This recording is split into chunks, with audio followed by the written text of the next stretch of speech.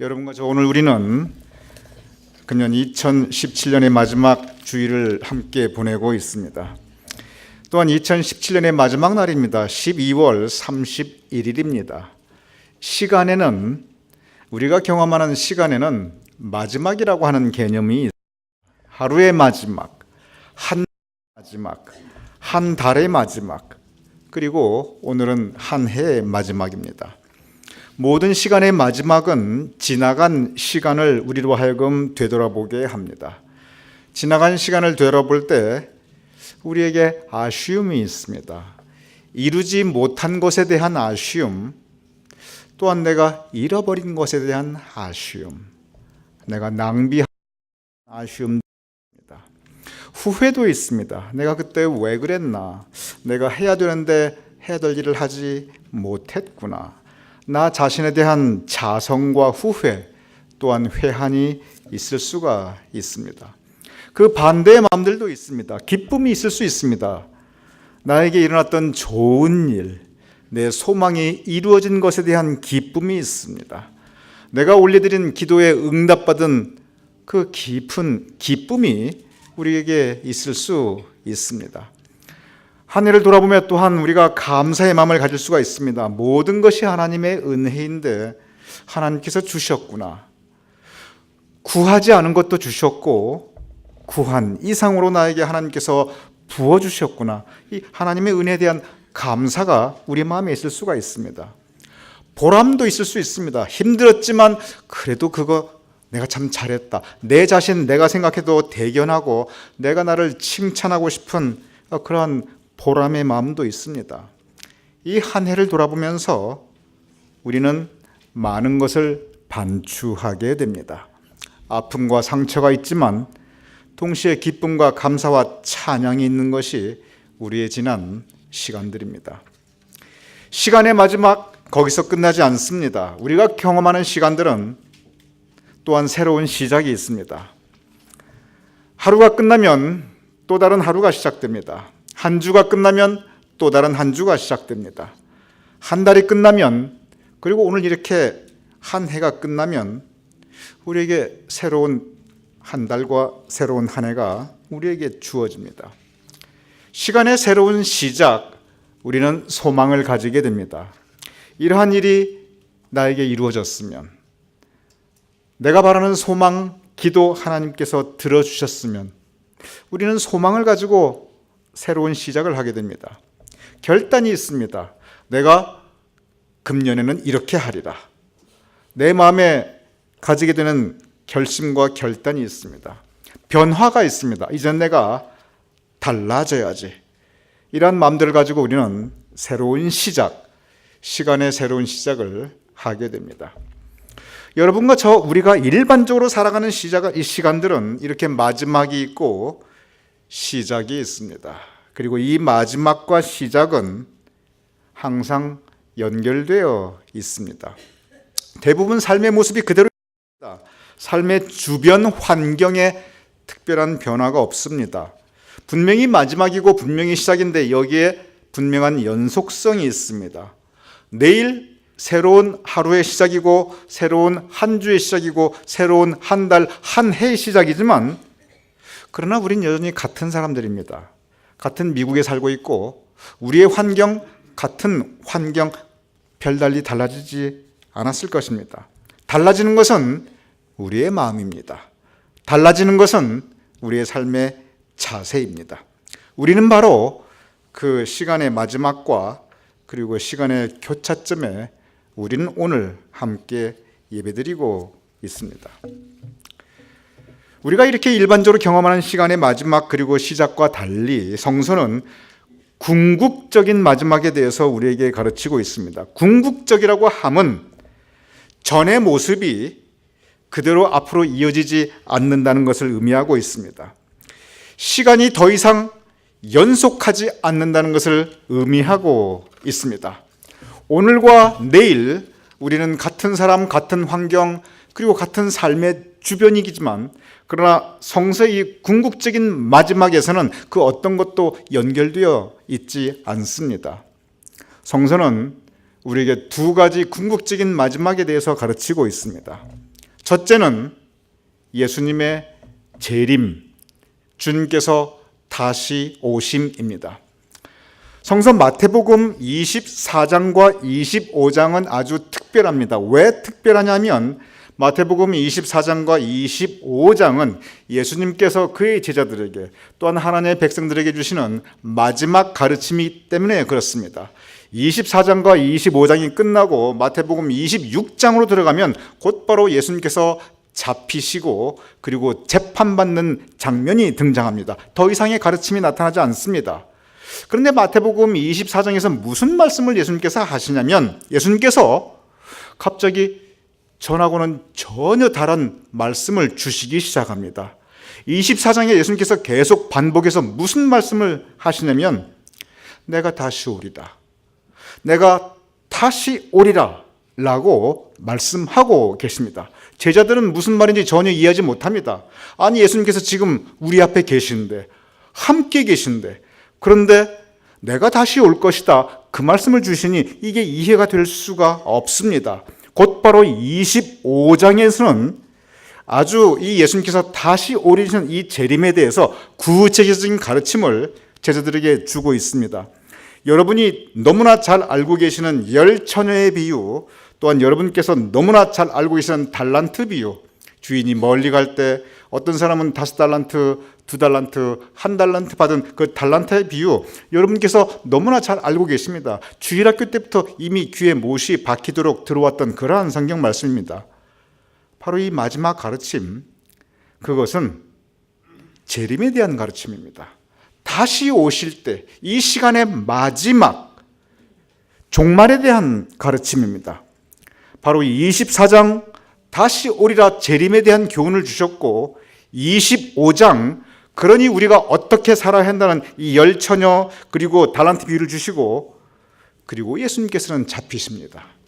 그리고 재판받으십니다. 그리고 십자가에 못 박혀 돌아가십니다. 궁극적인 마지막의 첫 번째 모습, 그것은 예수님의 재림입니다.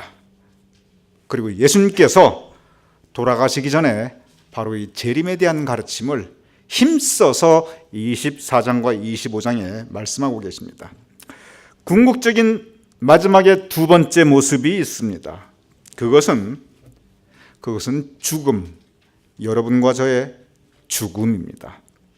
하나님께서는 우리에게 생명을 허락하여 주셨습니다. 생명을 허락해 주시면서 동시에 살 수 있는 그 삶의 날들을 허락하여 주셨습니다. 여러분과 저는 우리에게 주어진 그 시간, 인생 여정을 걸어가고 있는 사람들입니다. 일생, 누구나 한 번 살기에 일생이라고 합니다. 그런데 그 일생은 출생과 그리고 죽음으로 이루어져 있습니다. 그래서 사람이 일생에서 우리의 시선이 멈추는 그것은 바로 죽음입니다. 죽음은 내가 이 땅에서의 생명을 마감하는 것입니다. 그런데 죽음은 나에게 있어서 그 죽음은 그냥 나 하나 죽는다. 그것이 아닙니다. 나에게 있어서의 죽음은, 그리고 성서적인 의미에서의 죽음은 내가 죽음으로 인해서 이 땅의 모든 것이 정지합니다. 우주도 정지합니다. 죽음은 나에게 있어서 궁극적인 마지막이고 내가 세상을 인식할 수 있고 우주를 인식할 수 있는 나의 생명이 그치기에 그것은 바로 세상의 끝과 바로 우주의 끝인 것입니다. 우리의 죽음, 우리 각자에게 그것은 궁극적인 마지막입니다. 성서는 이렇게 궁극적인 마지막, 재림과 죽음, 다시 반복되지 않기에 그러기에 궁극적인 것인데 이 재림과 죽음을 가르치면서 우리에게 세 가지 공통점을 아주 강조하며 우리에게 말씀하고 계십니다. 첫 번째는 뭐냐면 재림과 죽음은 반드시 온다는 것입니다. 우리가 죽음이 여러분과 저에게 반드시 온다는 것, 이거 굳이 믿지 않아도 됩니다. 왜냐하면 우리가 이미 알고 있기 때문에 그렇습니다. 왜 알고 있느냐? 이 주변에서 우리가 죽음을 늘 보기 때문에, 그리고 인류 역사가 그것을 증명하고 있기 때문에 굳이 믿지 않아도 우린 이미 알고 있습니다. 그리고 실감하고 있습니다. 재림도 반드시 옵니다. 그런데 죽음과 달리 재림은 우리가 실감하지도 못하고 있고 대부분 잘 믿기지도 않습니다. 왜냐하면 이 재림이라는 것을 한 번도 인류 역사가 경험해 본 적이 없기 때문에 그렇습니다. 우리 주변을 볼 때 이 재림이라는 것이 우리 삶 가운데 별로 이렇게 실감 있게 다가오지 않기 때문에 그렇습니다. 그런데 다시 한번 생각해 보시기 바랍니다. 여러분과 우린 모두 여러분과 죽음을 경험해 본 적이 없습니다. 한 번도 여러분이나 저나 돌아가 보신 적 없습니다. 그러나 죽음이 우리에게 반드시 온다는 거 우리는 알고 있고 믿고 있습니다. 재림도 마찬가지입니다. 재림 누구도 경험해 보지 못했습니다. 그러나 재림이 온다는 것 성서가 증거하고 있기에 우리는 그것을 우리 성서의 가르침이기에 우리는 믿어야 합니다. 재림 반드시 옵니다. 죽음이 우리에게 온다면 재림도 반드시 오는 것입니다. 궁극적인 마지막 재림과 죽음 첫 번째 공통점은 반드시 온다는 것입니다. 그런데 두 번째 공통점이 있습니다. 그것은 뭐냐면 오기는 오되 언제 올지 모른다는 것입니다. 재림 언제 올지 모릅니다. 마태복음 25장에 예수님께서 돌아가시기 전에 마지막으로 주신 그 교훈의 말씀에 열처녀 그리고 달란트 비유를 말씀하셨는데 이 열처녀의 비유와 달란트 비유의 가장 중요한 핵심 중에 하나가 뭐냐면 언제 오실지 모른다는 것입니다. 언제 올지 모른다는 이 불가지성, 이것이 또한 재림과 죽음의 공통점입니다. 재림, 예상치 못한 시간에 호련히 올 것이라고 말씀하고 있습니다. 재림이 예상치 못한 시간에 호련히 올 것이라고 한다면 죽음 역시 언제 올지 모릅니다. 재림이나 죽음이나 언제 올지 모른다는 것입니다. 토마스 아 캠피스는 그의 유명한 책 그리스도를 본받아에서 이 죽음에 대한 생각을 그리고 죽음에 대한 그의 묵상을 이어나갑니다. 거기서 무슨 이야기를 하냐면 아주 중요한 얘기를 합니다. 죽음이라는 거 우리 생각보다 빨리 찾아온다는 것입니다. 죽음이라는 거 우리 일반적인 관념에서는 멀리 있는데 죽음 생각보다 빨리 찾아옵니다. 그렇게 그는 죽음에 대한 그의 글을 시작합니다.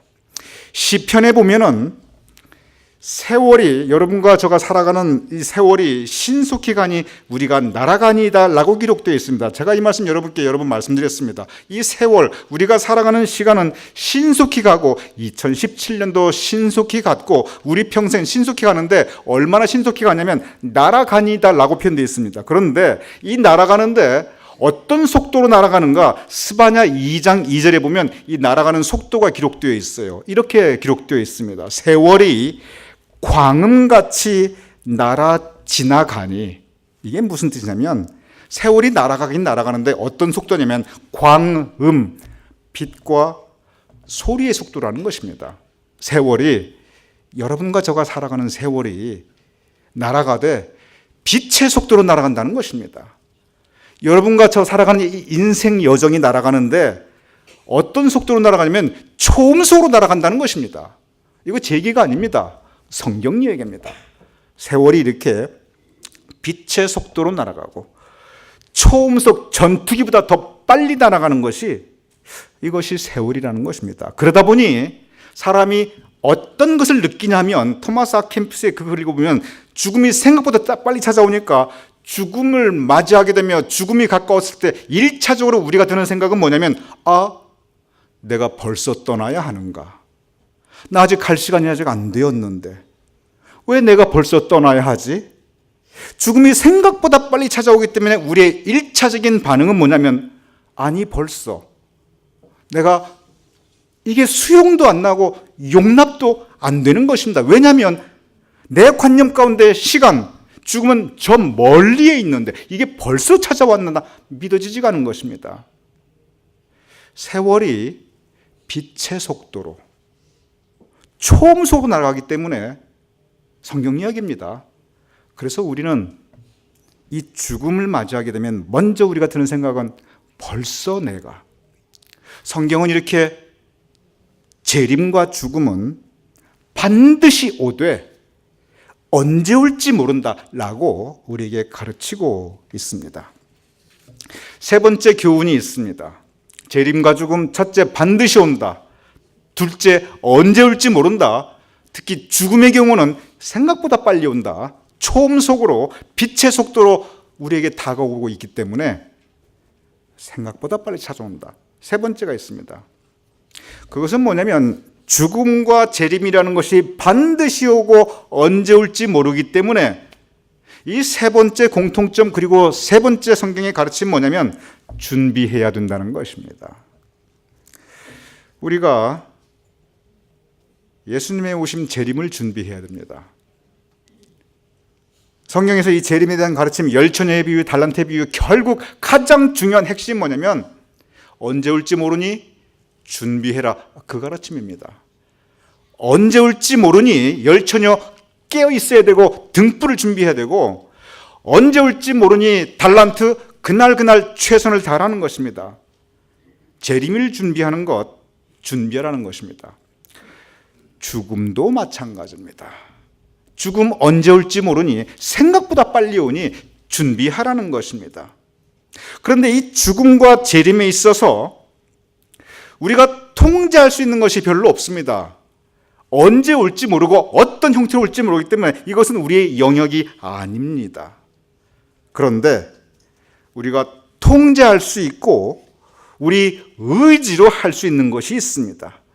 죽음과 재림이 언제 오고 어떻게 오는가, 이것은 우리의 영역도 아니고 우리의 의지도 아닌데 우리의 분명한 영역 안에 있고 우리가 할 수 있는 우리의 의지 가운데 있는 것이 있습니다. 그것은 뭐냐면 그것은 바로 내가 살아있는 오늘 이 하루, 이 생명의 시간, 오늘 이 하루, 이 생명의 시간을 내가 어떻게 살아가는가, 바로 이것은, 바로 이 모습은 우리의 통제 영역이고 우리의 의지 안에 있는 것입니다. 성경은 죽음과 재림을 가르치면서 성경은 죽음과 재림이 반드시 오며 언제 올지 모르며 그리고 빨리 온다는 것을 가르치면서 가장 중요한 가르침은 무엇을 주시냐 하면, 그러니 오늘 이 하루 말씀대로 살자. 그러니 오늘 이 하루 하나님 뜻대로 살자. 그러니 오늘 이 하루 내가 최선을 다하자. 그러니 오늘 이 하루 하나님 보시기에 아름답게 살자는 바로 그 가르침을 가장 중요한 가르침으로 우리에게 주고 있습니다. 어차피 언제 올지 모르기 때문에 그것은 신비의 영역입니다. 재림, 죽음, 어차피 우리가 아는 것 제한되어 있습니다. 하나님께서 하실 일입니다. 어차피 우리 손을 떠난 일입니다. 신비, 그것은 우리의 영역이 아닌 것을 신비의 영역이라고 합니다. 그런데 신비의 영역이 아니라 현실, 우리의 의지 안에, 능력 안에, 우리의 영역 안에 있는 것이 있습니다. 그것은 내가 오늘 이 하루를 어떻게 살아가는가, 내 삶의 자세에 대한 것입니다. 모든 시간 가운데 가장 소중한 것은 그것은 오늘 하루입니다. 모든 사람들 가운데 가장 소중한 것은 지금 내 곁에 있는 사람들입니다. 내가 해야 할 내 인생의 모든 중요한 일, 가장 중요한 일은 지금 바로 내 앞에 당면에 있는 내가 해야 될 일입니다. 성경은 언제 온다? 사실 여기에 별 관심 없습니다. 언제 올지 모른다? 그걸로 끝내버립니다. 성경은 반드시 온다? 그 별 관심 없습니다. 우리가 그것에 대해서 어떻게 생각하든 오고 있기 때문에 반드시 온다? 이것으로 성경은 그 말씀 끝냅니다. 성경에서 계속 강조하며 그리고 우리에게 구체적으로 가르치는 것은 그러니 우리가 어떻게 할 것인가, 어떻게 준비할 것인가, 바로 이 부분입니다. 성경에 궁극적인 마지막, 재림과 죽음인데 역설적으로 이 궁극적인 마지막을 통해서 주시는 교훈은 그것은 현실적인, 지극히 현실적인 바로 이 오늘 하루의 삶에 대한 가르침, 오늘 이 하루를 소중히 여기고 이 하루를 하나님 뜻에 따라 살고 이 하루 사랑하고 이 하루 감사하며 이 하루 서로 존중하며 살 것을, 그리고 이 하루 하나님의 자녀답게 살 것을 우리에게 가르치고 있습니다. 오늘 이 하루를 우리가 그렇게 살아간다면 우리는 재림에 대해서 준비되어 있는 사람들입니다. 오늘 이 하루를 그렇게 살아간다면 우리는 죽음에 대해서 준비되어 있는 사람들입니다. 성경은 준비하라, 준비된 삶을 우리에게 가르치고 있는 것입니다. 성경은 이렇게 궁극적인 마지막 재림과 죽음에 대해서 가르치고 있습니다. 동시에 성경은 궁극적인 시작에 대해서 또한 우리에게 가르치고 있습니다. 궁극적인 시작이 무슨 의미냐 하면 궁극적인 마지막이 그것으로 끝나는 더 이상의 연속이 없다는 것이 그것이 궁극적인 마지막이듯이 궁극적인 시작은 그 이전 것과 새로운 것이며 그리고 더 이상의 마지막이 없다는 것을 의미합니다. 궁극적인 시작이기에 한 번 시작하면 더 이상의 끝은 없다는 것입니다. 끝이 없는 그러한 시작, 그것이 바로 궁극적인 시작입니다. 성경의 말씀은 태초라는 단어로 시작합니다. 태초는 궁극적인 시작입니다. 성경에 태말 또는 태종, 모든 것의 끝을 성서는 말하고 있지 않기 때문에 그렇습니다. 그러면 성경이 말씀하고 있는 궁극적인 시작은 무엇입니까? 우리에게 궁극적인 마지막 재림과 그리고 죽음이 있다면 그러면 성경이 우리에게 가르치는 궁극적인 시작, 그것은 무엇입니까? 그것은 하나님께서 우리에게 예비해 주신 영생, 새로운 삶입니다. 이 땅에서의 삶이 있습니다. 그러나 하나님께서 예비하여 주신 천국에서의 삶이 있습니다. 재림 이후 새로운 세계 하나님께서 약속하여 주셨습니다. 재림 이후에 펼쳐질 새로운 세계, 하나님의 나라 천국입니다. 죽음 이후 새로운 세계 시작됩니다. 궁극적인 시작입니다. 죽음 이후에 우리에게 펼쳐진 새로운 세계, 새로운 시작, 그것은 하나님의 나라 천국입니다. 하나님의 나라 천국, 그리고 천국에서의 영원한 삶, 영생은 그것은 궁극적인 시작입니다. 더 이상의 마지막이 없기에 그것은 하나님께서 우리에게 약속하여 주신 여러분과 저가 살아나갈 새로운 삶의 모습인 것입니다. 오늘의 본문, 바로 그 진리를 우리에게 말씀하고 계십니다. 오늘의 본문은 근본적으로 사도 요한이 보는 환상 가운데 하나님께서 하나님의 백성들에게 알려주시는 진리의 말씀입니다. 처음 하늘과 처음 땅이 없어졌습니다. 처음 하늘과 처음 땅은 여러분과 저가 살아나가는 이 현실 세계입니다. 처음 하늘과 처음 땅이 없어진 것은 그것은 궁극적인 마지막입니다. 처음 하늘과 처음 땅이 없어지는 것, 예수님의 재림으로 일어날 수 있고 그리고 여러분과 저의 죽음으로 또한 없어질 수 있습니다. 처음 하늘과 처음 땅이 없어진 것은 그것이 재림이든 그것이 죽음이든 궁극적인 마지막을 의미하고 있습니다. 그러나 하나님께서 허락하여 주시는 궁극적인 시작이 있습니다. 새 하늘과 새 땅이 있습니다. 그런데 성경은 이 처음 하늘과 처음 땅과 그리고 새 하늘과 새 땅, 즉 궁극적인 마지막과 궁극적인 시작을 우리에게 가르쳐 주면서 그 안에 구체적인 삶의 모습을 또한 우리에게 말씀하고 있습니다. 오늘 본문에 보면 처음 하늘과 처음 땅, 우리가 살아가는 구체적인 삶의 모습, 현실의 장소인데 어떠한 삶의 모습이냐면 그곳에는 눈물이 있습니다. 그곳에는 사망이 있습니다. 그곳에는 애통함이 있습니다. 그리고 그곳에는 아픔과 상처와 고통이 있습니다. 이것이 우리의 모습입니다. 누구나 나만의 눈물이 있습니다. 모두의 가슴을 열어보면 흐르고 있는 눈물과 퍼렇게 멍든 고통의 흔적과 그리고 지금도 찔림받고 있는 아픔과 상처가 누구의 가슴 속에나 다 있습니다. 정도의 차이가 있고 그리고 그 모양이 다를 뿐이지 아파하지 않는 마음이 없고 슬퍼하지 않는 마음이 우리에게 없습니다. 고통 없는 삶이 없습니다. 눈물과 사망과 애통함과 아픔과 상처 그리고 고통, 처음 하늘과 처음 땅의 모습입니다. 그리고 이것이 바로 인생의 모습입니다. 궁극적인 시작, 새하늘과 새 땅, 하나님께서 계신 장소입니다. 우리가 거할 새로운 삶의 모습입니다. 영생의 모습입니다. 그곳에서 하나님께서 우리의 눈물을 닦아주시고 더 이상 사망이나 애통이 없고 아픔과 상처와 고통은 지나가고 회복과 감사와 그리고 기쁨이 있는 곳입니다. 하나님의 위로와 그리고 평화, 사랑이 충만한 곳입니다. 이것이 바로 하나님의 나라, 영생의 모습입니다. 오늘 보면 요한계시록 21장을 통해서 궁극적인 마지막과 그리고 궁극적인 시작을 성서는 우리에게 말씀하고 있습니다. 이 말씀을 주시면서 이 궁극적인 마지막과 궁극적인 시작을 이어주는 연결점이 하나 있습니다. 그리고 여기에 성서에 가장 중요한 교훈이 있습니다.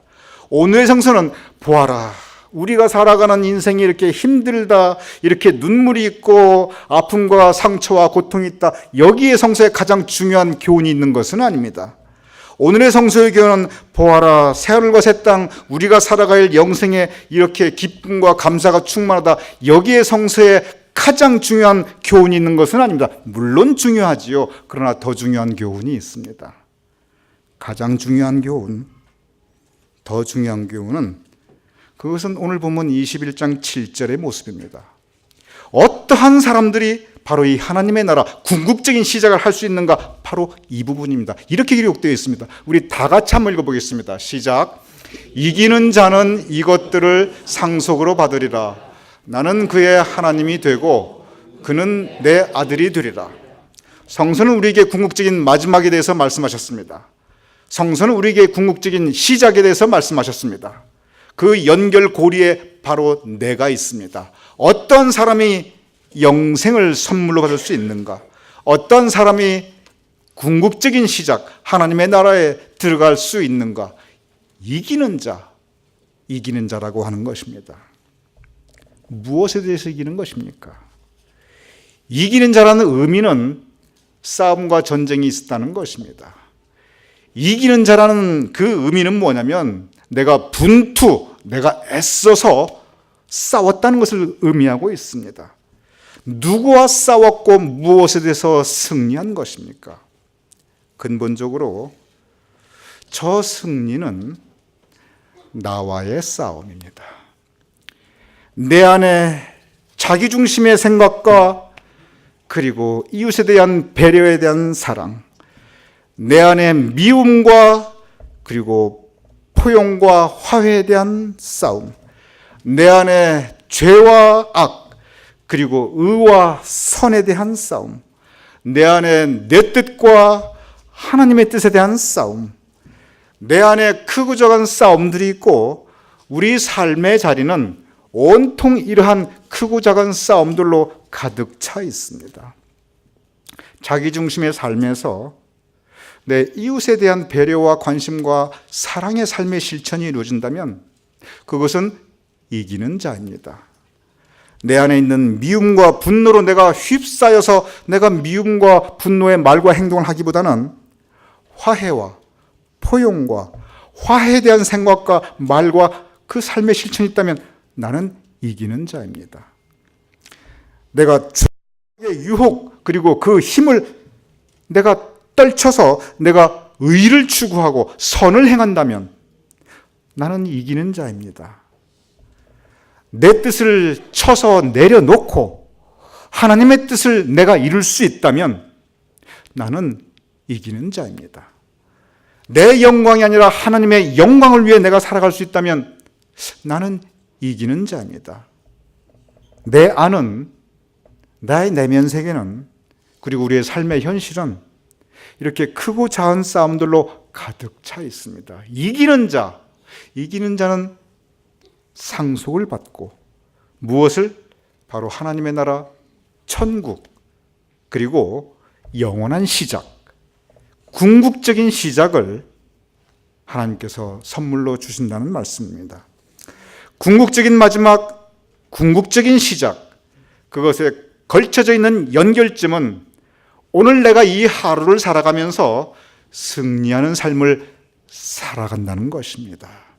사도 바울은 이렇게 고백하였습니다. 나는 날마다 죽노라. 이것은 나는 매일매일 내가 죽기를 바라고 나 이렇게 이제 살 수 없다, 힘들어 살 수 없다, 도저히 못 살겠다, 이 표현이 절대 아닙니다.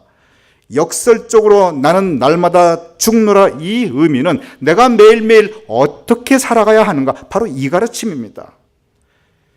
죄를 추구하는 내가 죽고, 자기중심에 내가 죽고, 미움과 싸움에 내가 죽고, 죄와 악에 내가 죽고, 내 뜻만을 추구하는 내가 죽고, 나는 매일 죽노라. 그리고 내가 다시 하나님의 뜻을 추구하며 사랑을 추구하는 하나님의 자녀로 다시 살 것을 그는 말하고 있습니다. 물론 나는 매일 죽노라, 이 말에는 내 인생에, 내 삶에 이렇게 위험으로 가득 차 있다, 이 표현도 포함되어 있습니다. 그러나 내가 이렇게 위협을 받고 살고 있다, 여기에 사도 바울의 의미가 있는 것이 아니라 이럼에도 불구하고 내가 이기는 자, 이 죽음의 권세에서 내가 승리하겠다고 하는 그의 신앙의 고백과 결단이 담겨 있는 것입니다. 그래서 나는 날마다 죽노라, 이 가르침은 다시 말하면 나는 날마다 승리하노라, 나는 날마다 이기노라, 바로 승리의 선포인 것입니다. 이기는 자, 바로 이 궁극적인 마지막과 궁극적인 시작의 이 교차점에 서 있는 우리, 오늘 하루 이 삶에서 승리하는 삶을 살아가는 것입니다. 한 해가 지나가고 있습니다. 새로운 한 해가 우리에게 시작되고 있습니다.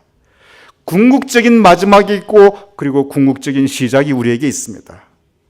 성서의 초점은 오늘 하루입니다. 오늘 이 하루 승리하는 삶을 살아나갈 수 있는, 오늘 이 하루 하나님의 뜻에 합당한 삶을 살아나갈 수 있는, 오늘 이 하루 더 사랑하며, 죽음이 빨리 옵니다. 생각보다 빨리 옵니다. 그러니 우리 더 사랑해야 합니다.